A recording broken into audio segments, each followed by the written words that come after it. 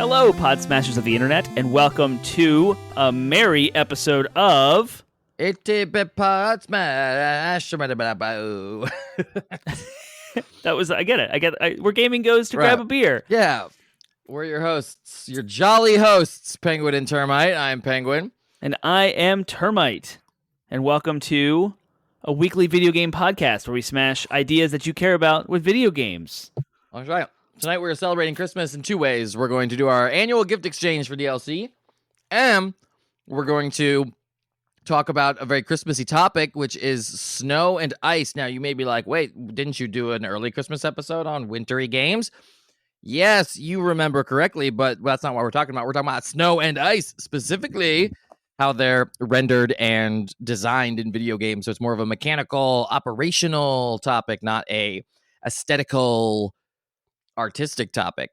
Although this is definitely artistic prowess here. Mm-hmm. So yeah, we'll talk all about it. We'll dive into all that and more. But first, we are where gaming goes to grab a beer. Whew. Wow. That was perfect. Yeah, you just like played right into that. I like it. Where gaming goes to grab a beer. So what Christmassy thing are you drinking tonight? I've got a very special beer that I found by kind of accident. So living in Crozet, Charlottesville, I don't get a lot of Dogfish Head offerings around here. It's just because I guess we're out of their like distribution bubble. But I was at the grocery store at Harris Teeter, and I saw this, which I saw on their social media accounts, but didn't realize I would ever see it or drink it. And it's called Crimson Crew Red Ale. And they don't have anything cheeky on the bottle at all. It's just a red ale. Where did I read? There was maybe it was on the box. Malt beverage with natural flavors. This beer's amazing. I haven't had a beer like this, especially it's something new. You know, you try something from a familiar brewery. It's like, this is a good beer. This is cool. But one of these smacked yesterday. I drank one and it was amazing. So I'm taking a sip of it to get the flavors back. Oh, I get a little bit of cranberry, it's a red ale, so that's what's prominent, right? But a little bit of cranberry, a little bit of what's that, coriander is in there.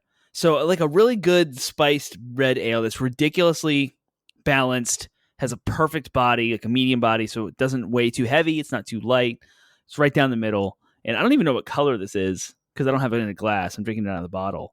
But Dogfish Head Crimson Crew Red Ale, and it has these Christmassy kind of barrels and plants on the label. I love their artwork that they get commissioned. I would imagine that if you poured it out, it would be like a Rudy Brown. Mm-hmm. Like a reddish. I'm assuming so. Yeah, reddish brown. Yeah. I should have got a glass so I could describe its color. But yeah, this beer is awesome. If you ever see it, I guess what caught me off guard is we've talked about before. Star Hill's a very middle of the road brewery, and other breweries and stuff, but Dogfish Head doesn't make junk. They're real, a real brewery. So when I got them and I took that sip, I was like, oh, this is just so much better in quality in every way than stuff I had been drinking, other than the Bourbon County Stout that I had a couple weeks ago. So what are you drinking? I am just drinking another one of my milk stouts. I know I did this last week technically, but we are recording this 2 days apart, and I haven't really had time to grab anything else special. So, but it was between this and a Bold Rock, and I decided that a stout is still a little bit more Christmassy. So, cool. Left Hand Milk Stout, Nitro, America Stout. So, talked about it last week. Don't need to talk about it again. But classic, yummy, delicious, from our hand to yours. So, nothing more needs to be said about beer. So, before we get into our gift exchange that I'm so very excited about, let's talk about. You wanted to do the things. You want to do the things. I have two topics. Let's dive into the first one before we go into what I talked about. And so, before we recorded on Monday, a couple days ago, you kind of went on a little rant about your trophy mentality, and it might change a little bit. And I thought maybe our audience might care if you want to share you're kind of changing your tune when it comes to some trophies and pursuing platinums and such. I thought it'd be worthwhile to talk about it here. If you don't want to, we can just cut this out and we'll skip to the PlayStation wrap up. But what do you think? No, I just it's fascinating. It was good. It was a worthwhile discussion to have. Sure. No, I find myself just in a position now with kids are getting older, and so I have less time. And then also I cut into my gaming time with D&D this year, which I've been very much enjoying, sinking my teeth into that, and it hasn't really gone away. So I'm probably going to continue pursuing that more long term. So all in all, I just found myself with less time for video games, and So I feel like with the time I have, I don't necessarily want to waste it pursuing trophies if I could move on to another good game.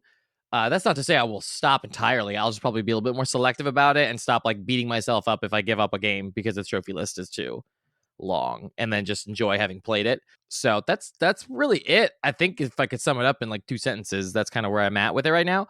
It's not, and who knows? Like I might abandon that mentality entirely in like a week or so, or a month or so. I mean, I'm playing Plague's Tale Requiem right now, and I am following the collectibles guide because I don't want to have to like mess around with the trophies on that one.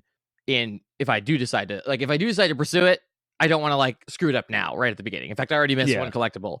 It's not a big deal. It's not a big deal, but there are like, they make a big deal about how it's like you should play on narrative difficulty. You should play on the easiest difficulty, not because it's faster, but because some of the collectibles are locked behind a limited resource, and that limited resource spawns more. It's a really stupid way of doing collectibles. Awful. It's not a bad trophy otherwise, but like they make it very clear, like knives are one-time use only, and more of them spawn in narrative difficulty.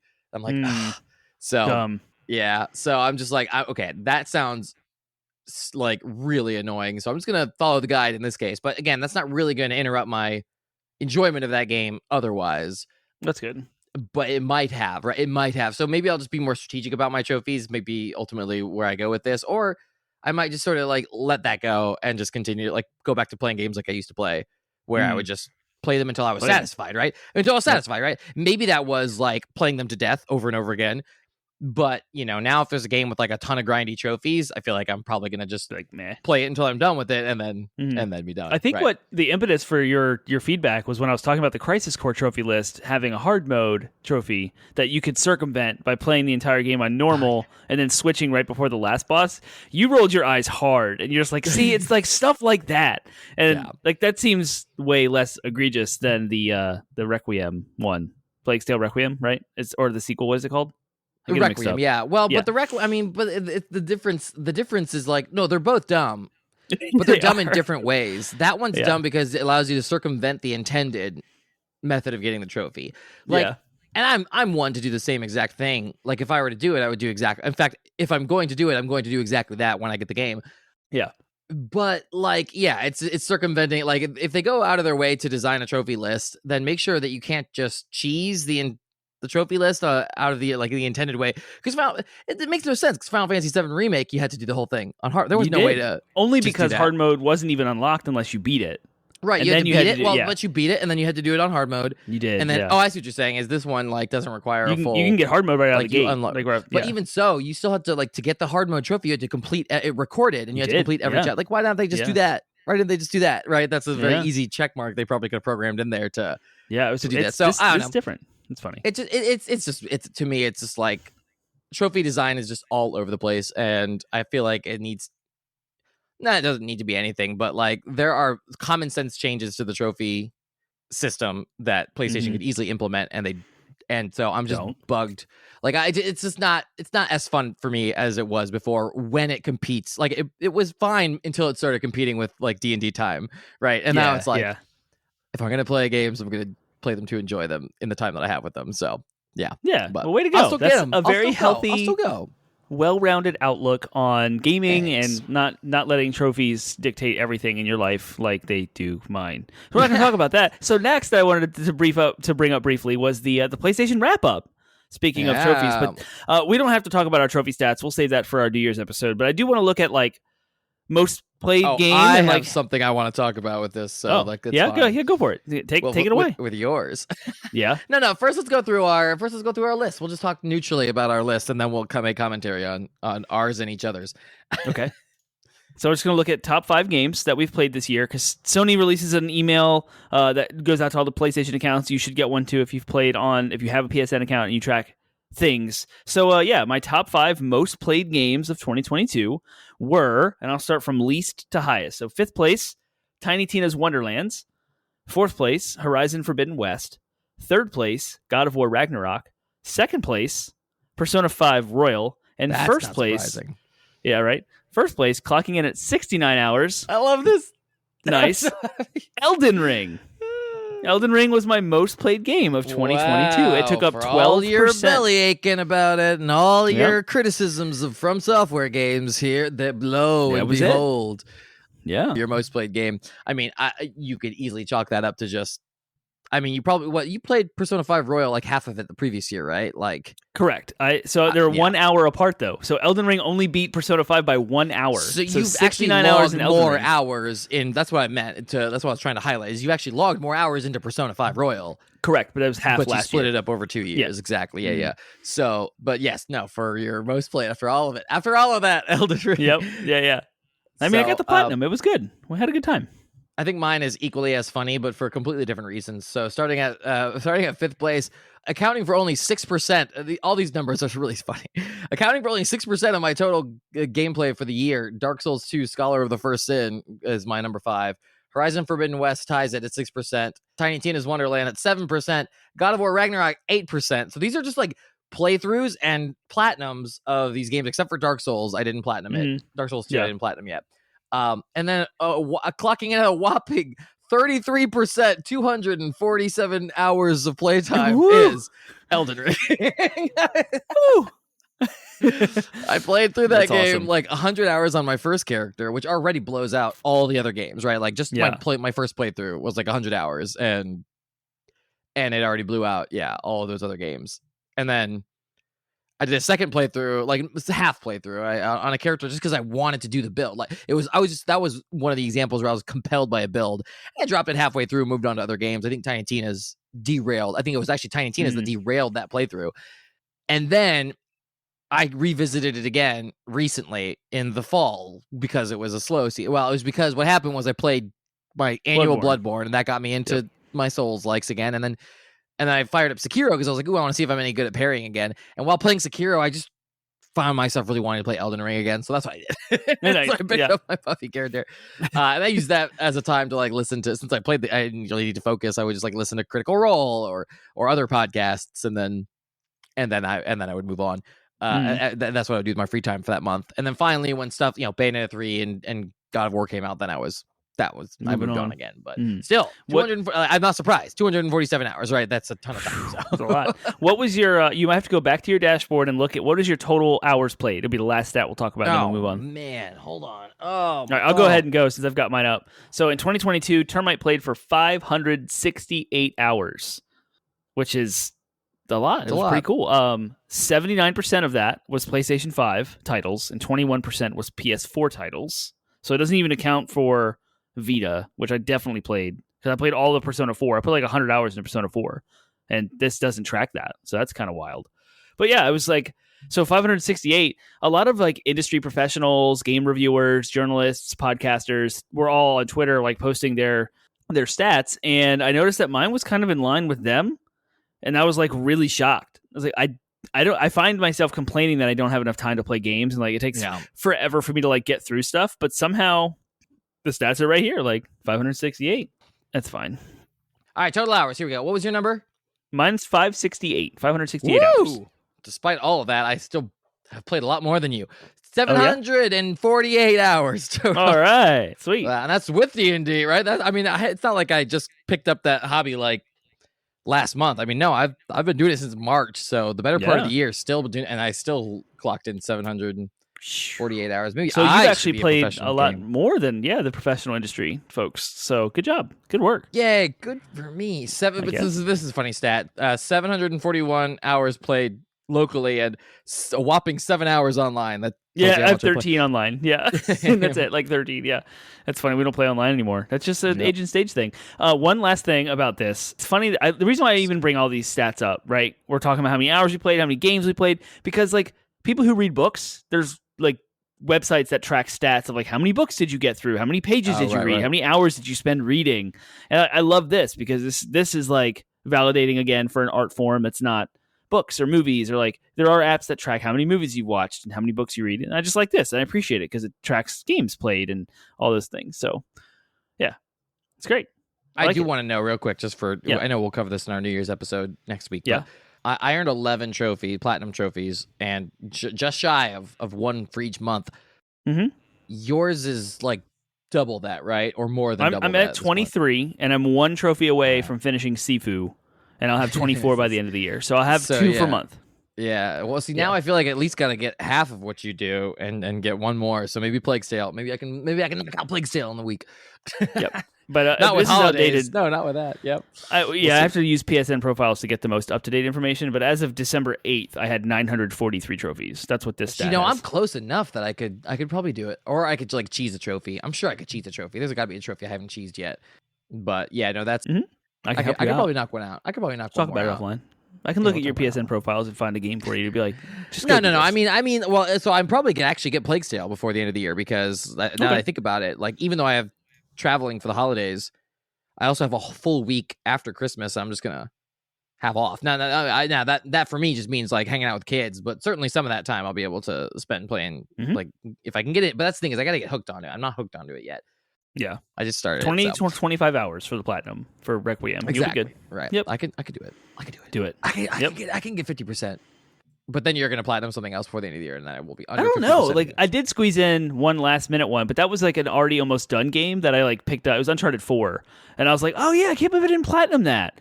And like right at the end, like right on December 29th, December 30th, I was like, boom, done, platinum it. Ooh, or maybe it's gonna be this that I platinum before the end of the year. I'm gonna go ahead and tell you right now, you're not gonna platinum that before the end of the year. there's your first hit. There's your first hit. Okay. All right. Well, speaking of which, shall we move on to? I don't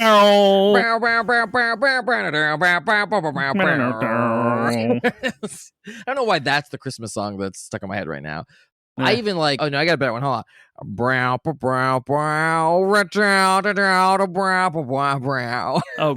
that's like the worst song in the world. That is the best song. It is. It is about a strong, empowered woman who's manipulating a man into getting what she wants. Oh, a very powerful man. I love all that. That's great. It just sounds bad. if you change it to like a rock double bass, like there are some great covers. There are some fantastic covers. I think I have one.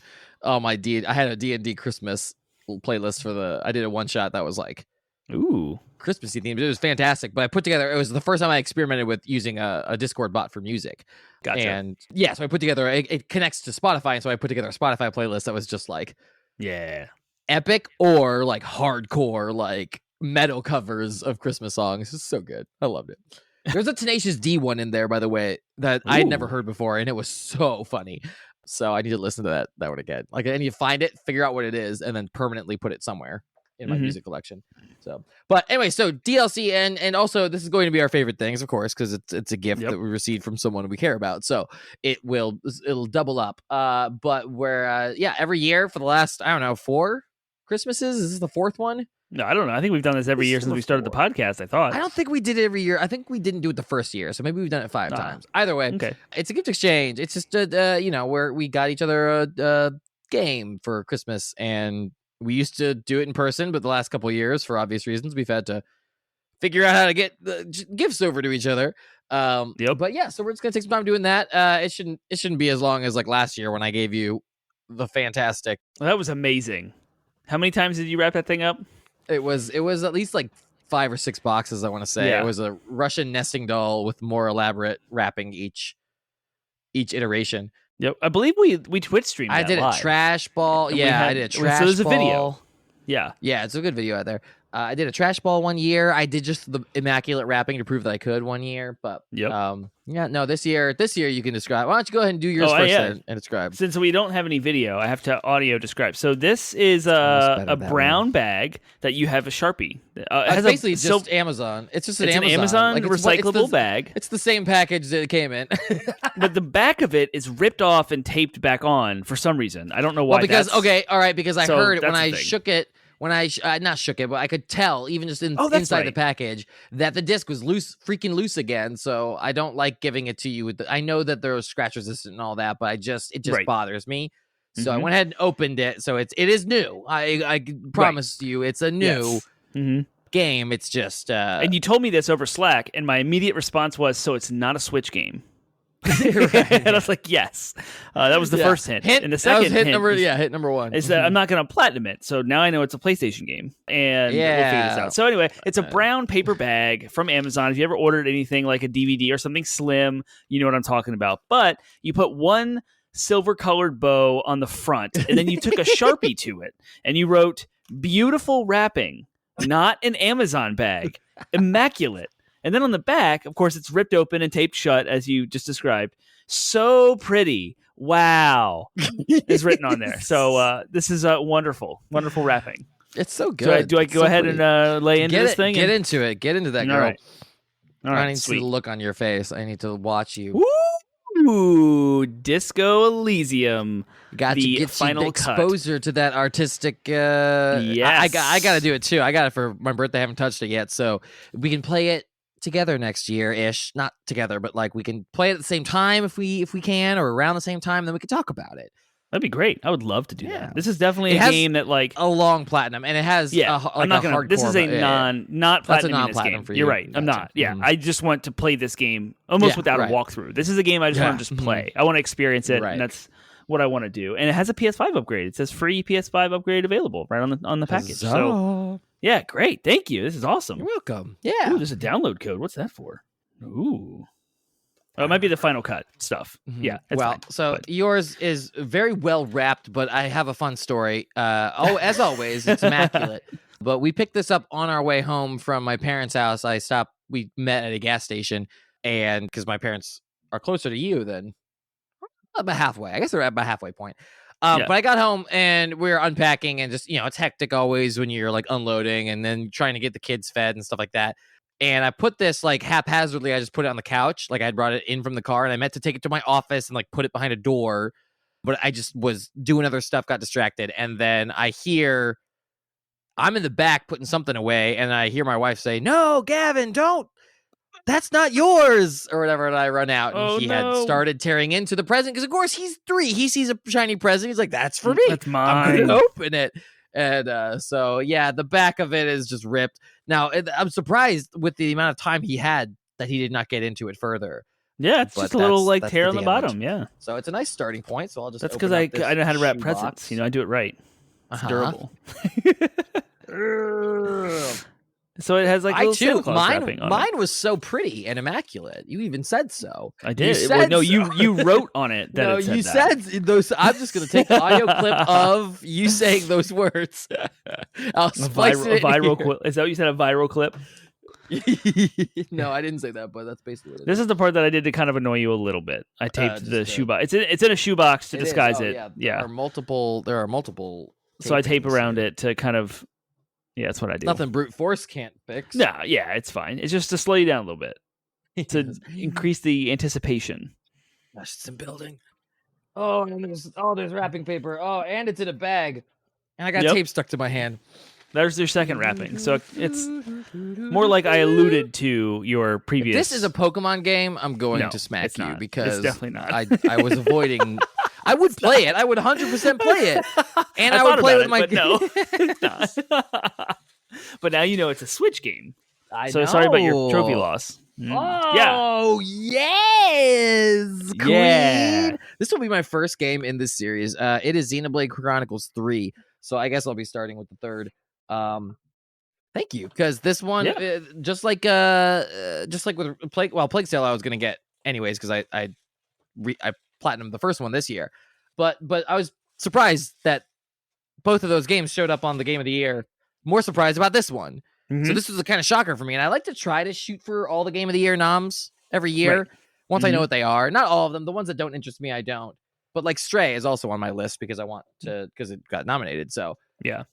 So this would be the other one. This one genuinely surprised me. I have no idea why this was nominated, but I'm eager to find out. Yeah, and so I picked that up for you for a few reasons. You don't really talk about JRPGs a lot. Persona 5 was your last one that you've talked about, and I know you do. So this was a way of like encouraging you to try something a little different, which JRPGs being different. And you had expressed interest in wanting to play Game of the Year noms, and you said you wanted it. Did you see this? Yeah, I was gonna say, did you see this from my list, or did you just buy this before I put it on my list? Okay, gotcha. Yeah. Okay. Well, I was just curious because I was like, it was all those ideas. It would have been really interesting to me if you had if you had seen it before, I put it on my list, and then I put it on my list after you had already gotten it for me. That would have been. Was that a late addition to your list? Yeah, it was like the last thing. I just did I guess it was Thanksgiving or right before Thanksgiving when I realized that I would have to. I shopped for you after Black Friday. Oh, okay, yeah. Well, so I was the last time I edited my list was then, and gotcha, and I added that at that point because nice, yeah. So, oh man. So, yeah, great. Thank you. Yay. Xenoblade Chronicles 3 and Disco Elysium, both highly acclaimed games. And so that's nice, and like it's interesting to see our reasoning change from year to year. I used to have I still do have very elaborate sometimes my decision making, but yeah, for whatever reason this year it was easy. It was a matter of looking at your list, figuring out what was in my price range, and then being like, okay, boom. Like I don't have elaborate reasons. Like normally I'm like, I want to find something that like has good a trophy, like I have a trophy cost to balance it. And this year I was like, nope, this is a good game that he is probably not going to play otherwise. So I'm going to get it for him. So perfect. And I think that's the same reasoning you had for this. So yeah. Oh man, I just want to fire this up and play it right now. Now you've torn me because I want to play. Yep. All right. Well, no, let's move on to our main topic. That's our Gift Exchange. So, listeners, let us hear what your thoughts are about the games that we got. Right? Have you played them? Do you want to play them? Do you what are you hoping to get for Christmas this year from someone you care about and invest a lot of time with? With that, Merry Christmas, everyone. Where can they share their thoughts and wish ourselves and each other a Merry Christmas? Merry Christmas, Happy Holidays, Happy New Year. And you can tell us all about your holiday celebrations, the gifts you exchange, the games you get to play, the family traditions, the unique holiday experiences you and your loved ones have, all over at 80bitpodsmash.com. Excuse me, while some air had to come out. 80bitpodsmash.com is our landing website. You can find links to all of our social media platforms, Facebook, Instagram, Reddit, Discord, and TikTok. I don't think I missed one. So yeah, give us your thoughts, comments, questions, concerns, ideas about all of the things Christmas related and holidays and traditions and stuff. If you're wondering what we're talking about, who we are, what we do, every single week we launch a podcast Mondays at midnight. It's been about 6 years now. We usually don't miss a Sunday or a Monday. I don't think we actually have missed a week yet, ever in our entire runtime. So there's always a new episode every single Monday, and you can look forward to that. And if you want links to RSS feed or Spotify, Stitcher, iHeartRadio, Google Play, Apple Podcasts, you can find all of that at 80bitpodsmash, 80bit podsmash.com. Let's talk about snow. Talk about snow and ice. Let cold it snow, let elements it snow, let it snow. For the cold season. When we finally kiss goodnight. Earth, air, fire, water, heart. Whoa. Captain Planet. You just summoned him. What up, dude? How you doing? I'm Captain Planet, and now I am your podcast co-host. Games are bad for the environment. I shall destroy you in your podcast now. Put your consoles to sleep and unplug them forever because they waste energy. No. All right. Snow and ice design in video games. So we're not going to. Again, normally we'll try to couch and assume that our topic is something that people might not know, but you all know what snow and ice are. We will not condescend in such a way as to try to explain them. But what we will ask to start with is, why are snow and ice levels, that is to say environments and level design in games, why are they so common in video games? What is it about that environment that is just, why is there always a snow level, right? And then furthermore, we'll tack onto that question, what is often different about these levels from a gameplay or from a player perspective? Why are they sometimes notoriously different than others? I love the aesthetics. Snow and ice level. Why are they common? Because one, it gives an artistic palette that's entirely different from like any other scene. You can do space, you can do beaches, you can do mountains, you can do lava, you can do any other biome out there. But snow gives you a white and blue, reflective, shiny, soft kind of art palette. So that's one. It's unique, right? It's a distinction from the rest of the game. So it gives you a perspective, but also it invokes a lot of different types of feelings from the player. So things like cold and maybe some loneliness, quietness. And like those are, you can walk a player through and you can actually move in an artistic direction just by changing the level. And I'm actually thinking about Metroid Prime. There's a snow area in Metroid Prime. The Phendrana Drifts, I believe is what it's called. I think you mentioned that as your like pick. when we did this, sister episode a million years ago, and we asked what our favorite snow levels. Like you talking about it reminded me of that. Yeah, and I also love the Majora's Mask. The Goron region is snowed over initially. Yeah, and so like good. I love that. Of course, the music is more subdued, so I actually have playlists on Spotify around the holiday time for winter. It's just like winter holiday like video game soundtrack. Mario Odyssey has an amazing like ice level with a fantastic like Scandinavian jive underground like ice race thing you can do. So I always listen to that every year.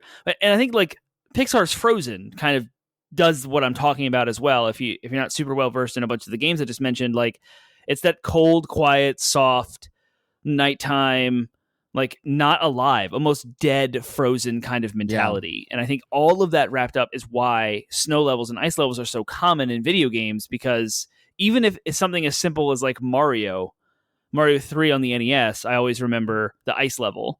And we'll get into mechanics and stuff later, but like there's always that there. It's always there. And it's just something different. And like Legend of Zelda, you always go up in like the mountains, like the ice-covered snow mountains. Yeah. And it's just like a different aesthetic. And it's one of my favorite things to do in life is to go outside when it's snowing and just walk around, because it's like it's my familiar environment, but it feels new. It feels like a snow level, right? It's transformed.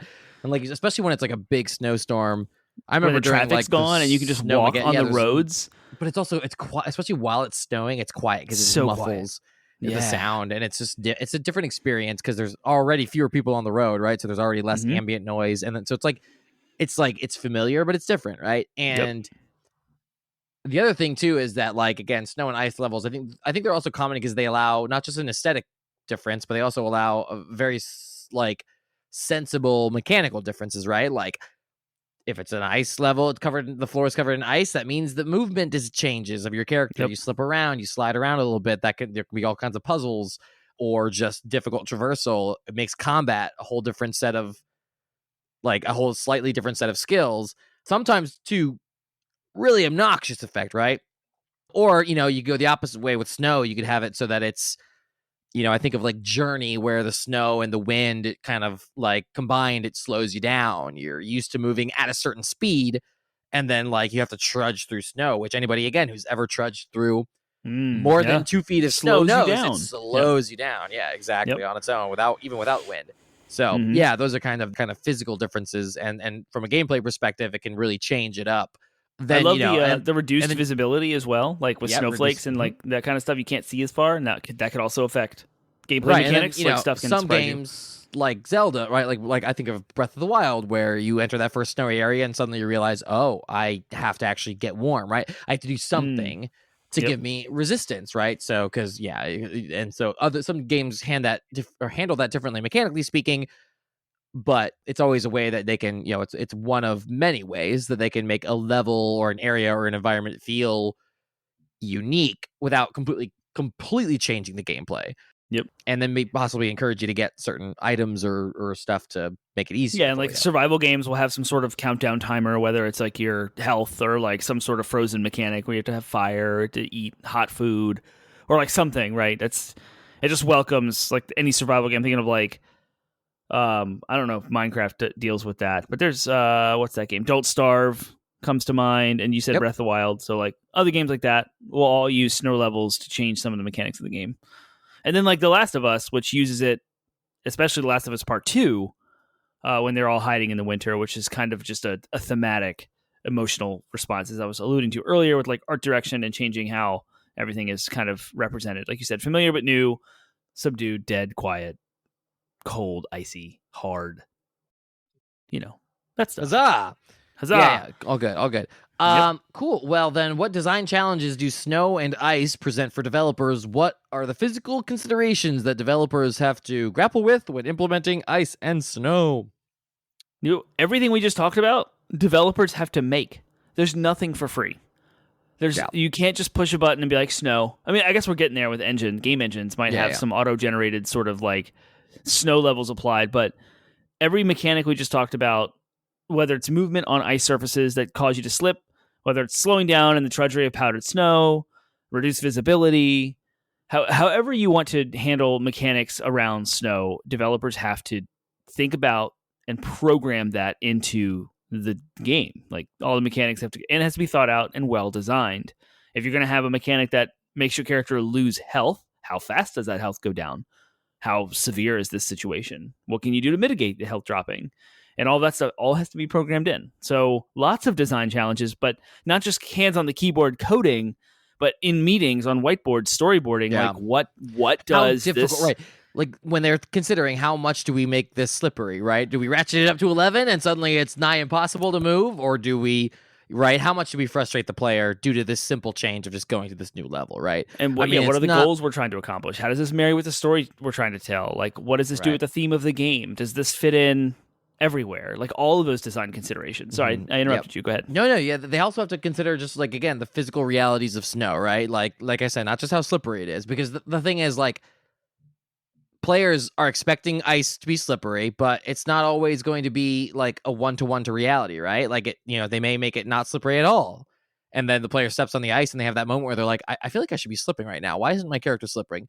Or it could be just, again, ratcheted up to 11 and just be frustrating because it's wildly unrealistic, right? Because But again, like I bet you $10 nobody's playing any game and saying, "Yep, this is an accurate amount of slippage." Because, like, what is that, right? And then furthermore, you have to deal with the ideas of like how much snow is too much snow, right? And, like, because there are certain parts of levels where you'd be like, if you pile too much snow on the tree branches, right, realistically that would fall, or roofs would cave in if you're in an area that's like a village and there's snow all over the village, like. So those are all, I think, feel like physical realities. And then, of course, right, like, then there's the challenge of rendering it, and we'll talk about the tools and stuff, but then there's the challenge of the aesthetic as well. Like, snow is not like mud or water, where it's kind of like one singular blob that just kind of moves. It is fluid, technically, but it's more like sand, because it's like millions and millions of tiny, tiny, tiny, tiny snowflakes. And so to render that realistically, it's like, while still not being like sand, because it has a melting quality as well, and sand doesn't like compress like snow does. So it's a very unique substance, and rendering it has proven to be wildly difficult to actually accurately represent in different games games. Do differently. And they do it differently. We've seen as time has progressed, we've seen more and more sophisticated techniques to do that. Right, and we just played God of War, of course. Starts off, Fimbulwinter is happening, and so Midgard is covered in snow.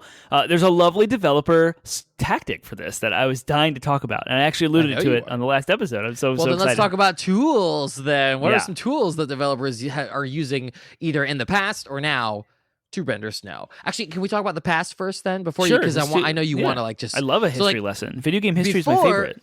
Right, back in the way back when times. Way back when. Like, snow was really...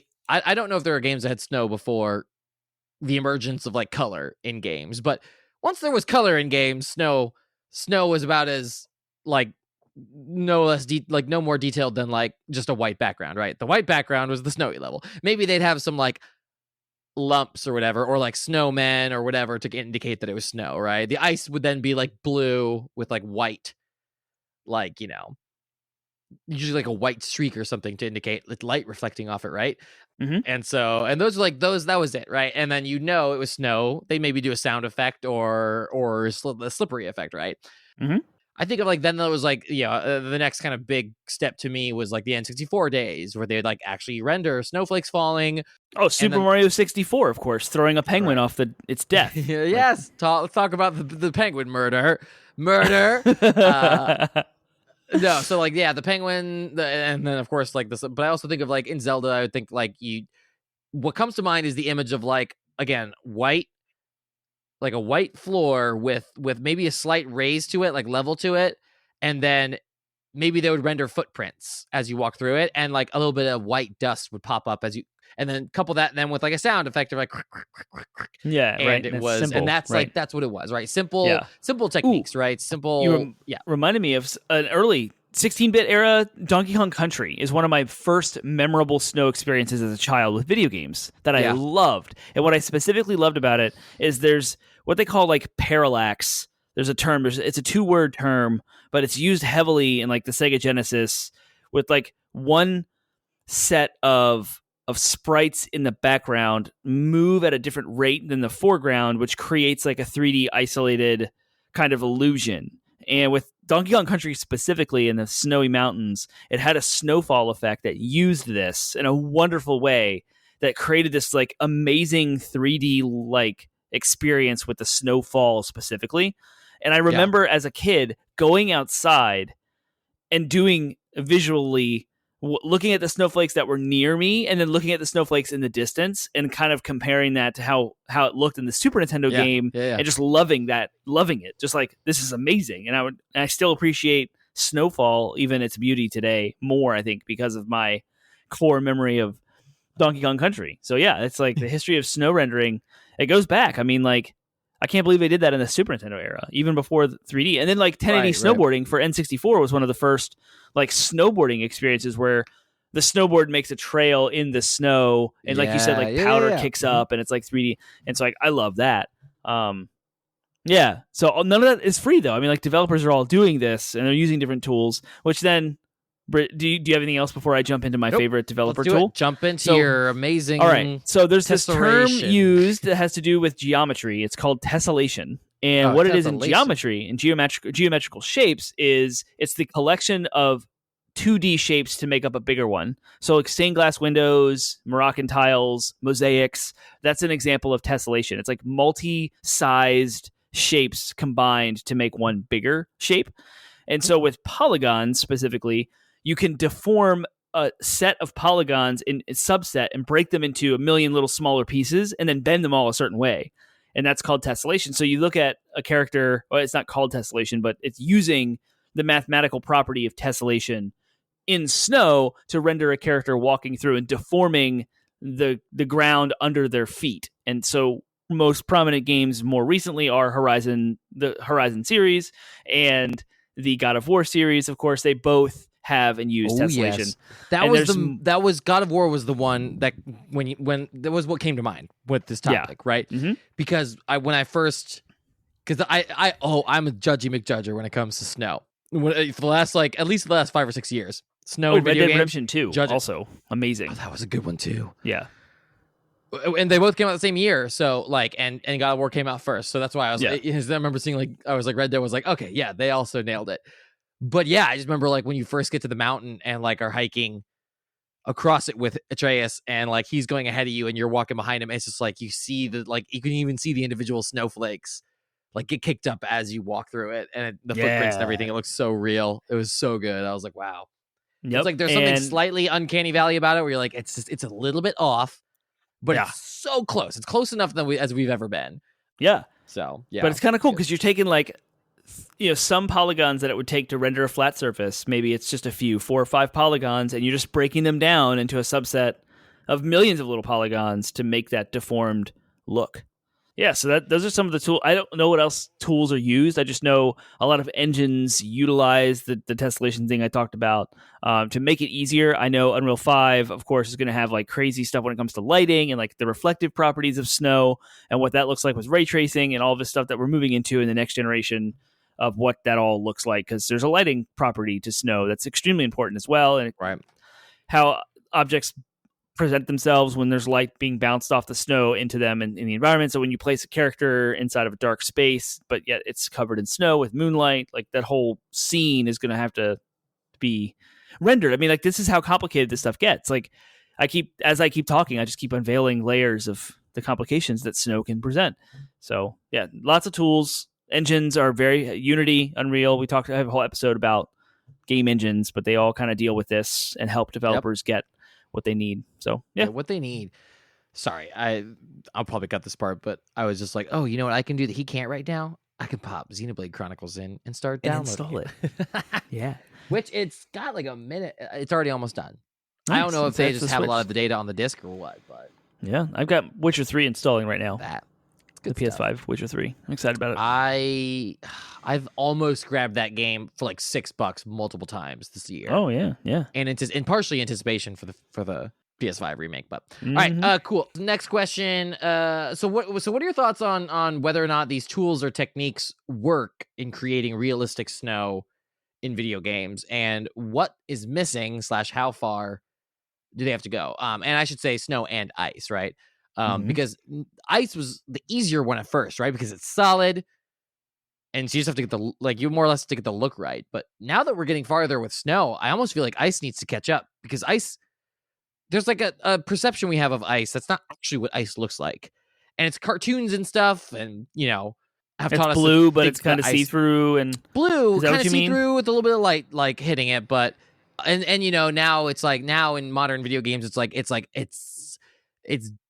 light blue, and it's kind of like got a little ripply effect on it, and then it kind of like little bit of a mist comes off of it, but like Yeah. none of that's really, I mean, it depends on the ice, I suppose, but it's like that's not really what ice looks like. And so now I'm like, with ray tracing and stuff, like I feel like with advancements in light technology, you could really get that crystal look to ice that would be realistic.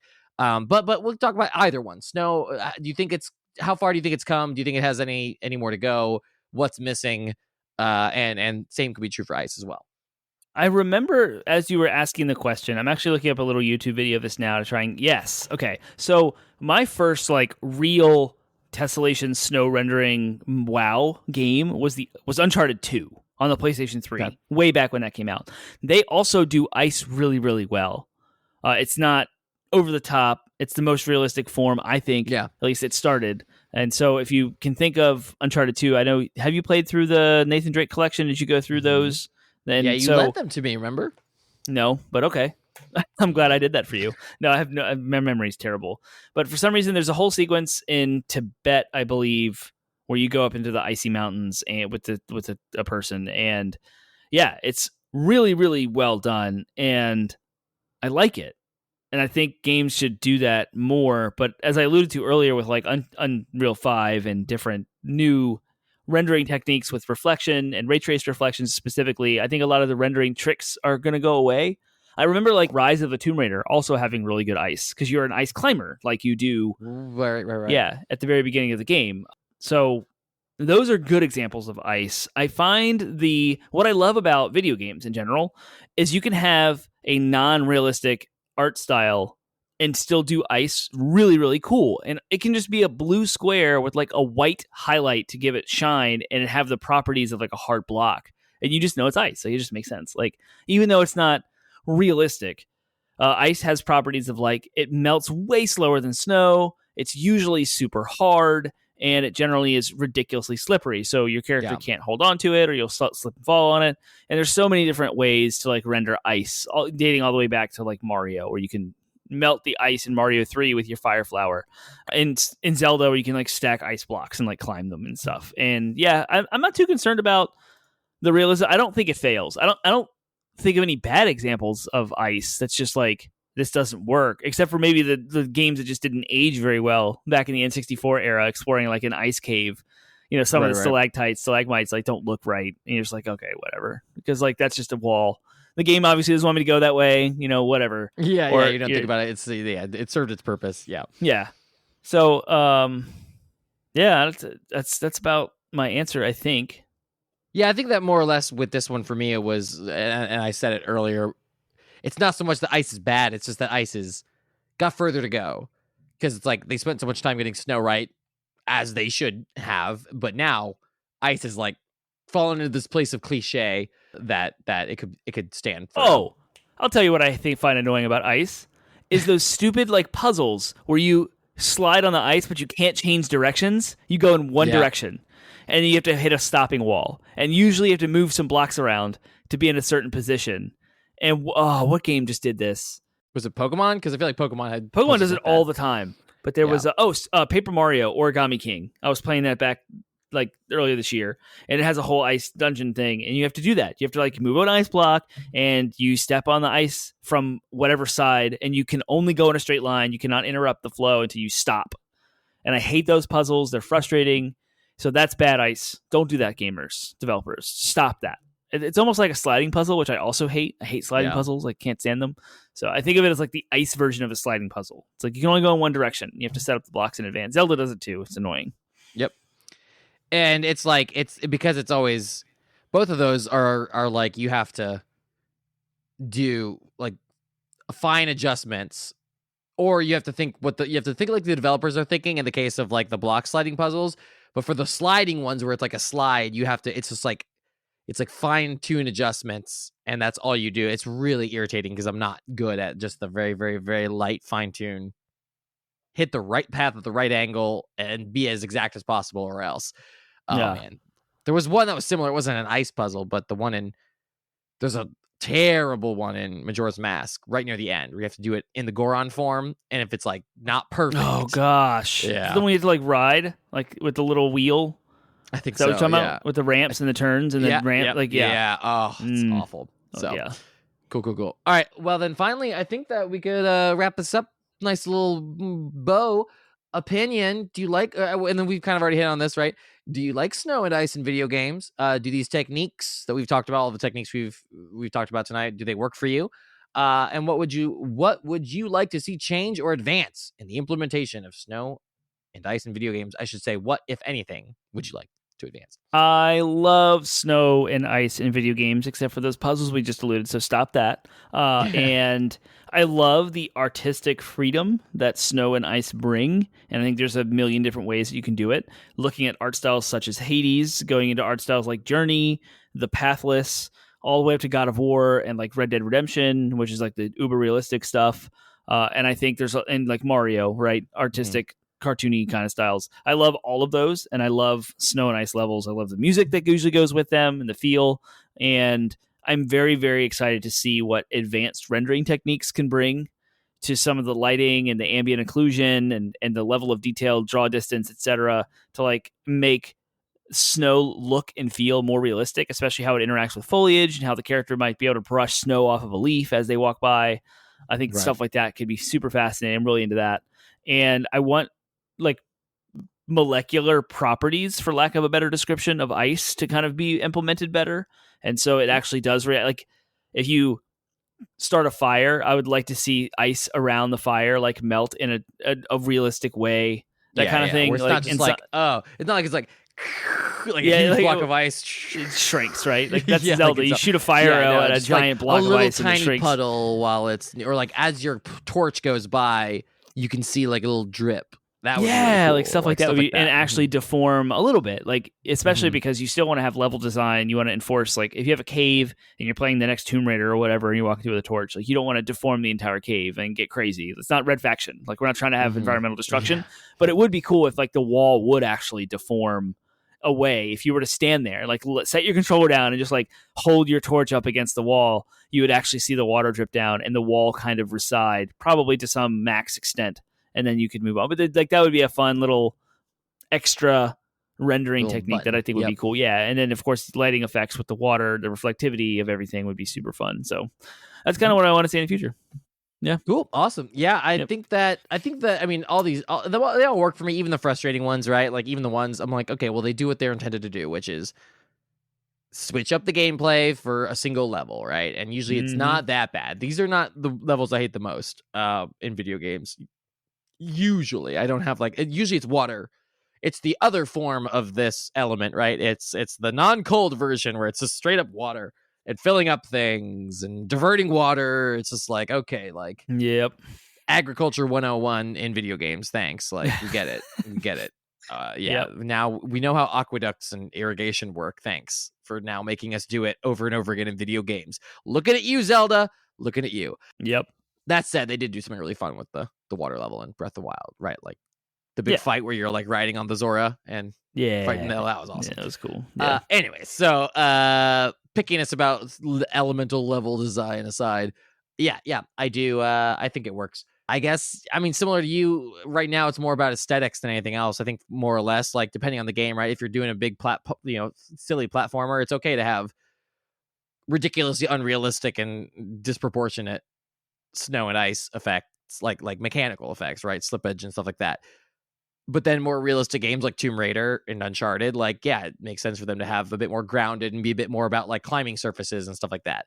So at this point, it's all, I think that they have that nice balance depending on the game context. So now it's just about, right, like the aesthetic. I guess if anything, I'd like to see more iteration on like the way that snow and ice affects your character in a combat scenario or in general, just in a hostile way, right? Like right now it doesn't go beyond like, oh, your character is cold, so they're slow, right? Like, oh, it slows you down.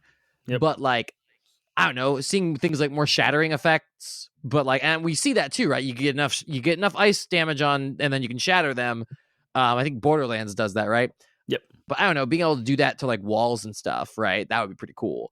Yeah. Or being able to like set up ice explosion traps, right? Where you could like take, like if you have like a certain amount of ice and you throw it in a certain chemical, it would explode and like shatter. So things like that I think would be really cool. Just more mechanical ways of like dealing with ice.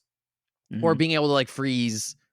I think Zelda had a good thing going where you could like freeze the ice blocks, but like let me do that, but then also like lift and drop them on people, right? Yeah, like that that'd be kind fun. of stuff would be fun. Ooh, and then maybe like the X-Man, Iceman, how he can like create ice, and I guess Elsa from Frozen, she can like you can skate on ice, you can just create ice however you want, like an Infamous level kind of parkour game where you could have that kind of mechanic with ice would be super fun. Heck, I mean, even use the Marvel IP of Iceman himself and like run with that. That'd be kind of fun. Absolutely, that'd be sweet. Yeah, that'd be good.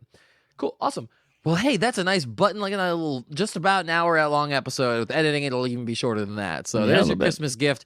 We'll depart from your ears a little early, but Merry Christmas, everyone! It's the day after Christmas when this airs. So hopefully you had a good celebration with your family, and or spent time with loved ones, right? Whatever that looks like for you, whoever your chosen family is. Hopefully you guys got to be with one another, and yeah, it's a time for connection. It's a time for revelry, and it's a time for gratitude, right? So like, let's I mean, it's not a holiday that is meant to spend alone, but if you prefer to spend it alone, or if you did so through no choice of your own, then hopefully you found some joy in the day and did something special for yourself, treated yourself. And so yeah, we just wish you all the best. What are your thoughts on snow and ice, listener? Do you like them in video games? Do they frustrate you? Is it your most hated element? Are you more of a fire, wind kind of guy? Let's hear that and more. Termite, where can they share their ideas if they have them? Let us know all about how you love the Shadow Moses snow level in Metal Gear Solid over at 80bitpodsmash.com. 80bitpodsmash.com. Landing website has links to socials, Facebook, Instagram, Reddit, Twitter, social, Discord. Of course, you can drop anything, all of your comments, responses to things there, and start a conversation. All the things. And you can find our podcast services: Spotify, iHeartRadio, Stitcher, Google Play, Apple Podcasts, and an RSS feed you can throw into any third-party app of your choice. You can find all of that stuff at the Linktree app, or the Linktree link in our 80-Bit Podsmash website. Let's go check that out. Sweet. Next week, as always, will be New Year's. So we're going to do 22 in review. So usually we cover this in 3 sections. We talk about gaming, I think like the games in 2022, like our favorites and stuff like that. We do our superlatives and all that. And then we also talk about the podcast a little bit. So how we feel like the year was for us as content creators. So have that to look forward to. It's always a fun time, I think. And yeah, that's all, folks. Yep. Merry Christmas. Happy holidays. Merry Christmas. Happy New Year to all of y'all and your loved ones. And with that, we will see you next week.